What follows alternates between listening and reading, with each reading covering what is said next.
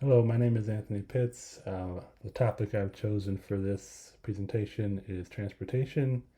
I wanted to cover some of the more efficient options that are becoming more prevalent. Um, I also wanted to cover a little bit of history, current day status and some of the history of private transportation in this country. Um, Currently, there are approximately 280 million vehicles on the road.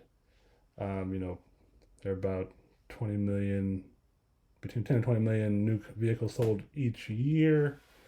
Um, obviously, many of the advances in emissions and fuel economy are, introduced into the marketplace, but there is still the majority of vehicles out there is still can still be fairly old, and it takes a long time for all that turnover to happen.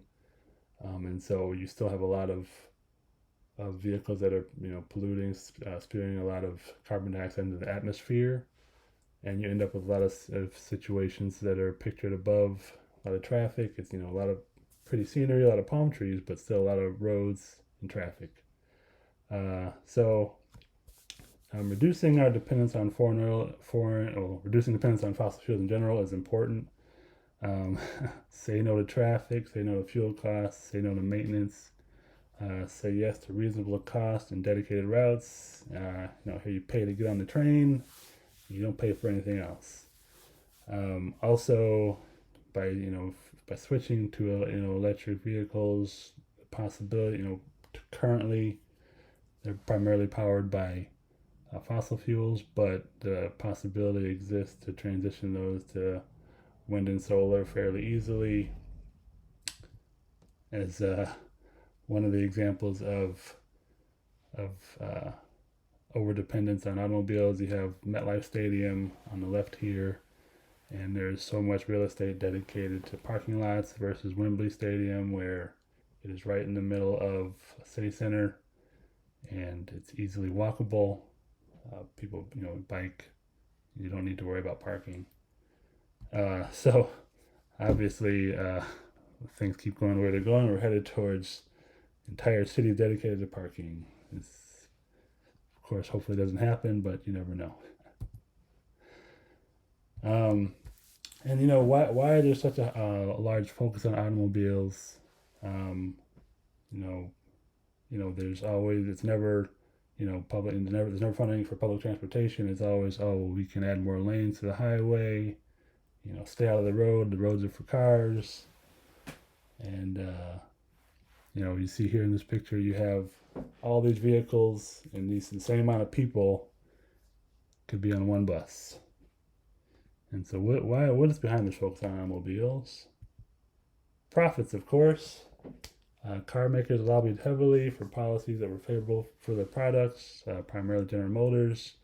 They bought out competition, they bought out trolley car companies, railroads, and they lobbied for policies to force cities, um, for highway construction and suburbs to basically require and necessitate the use of private automobiles.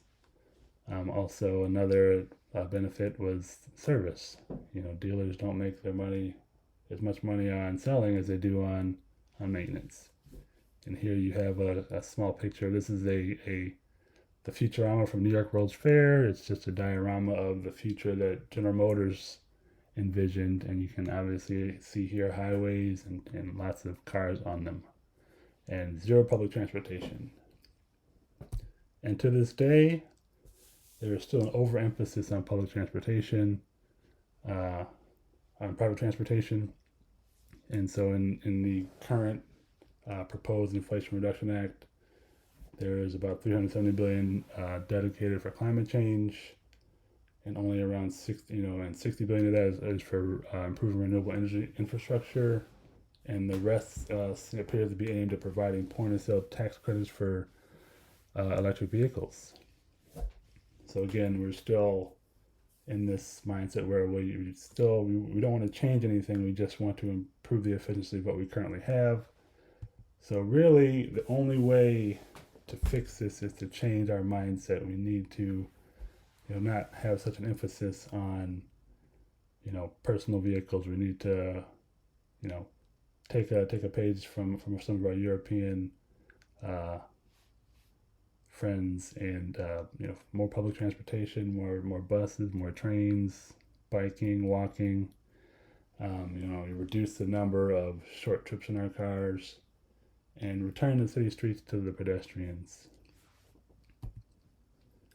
Thank you for listening, and I look forward to discussion questions.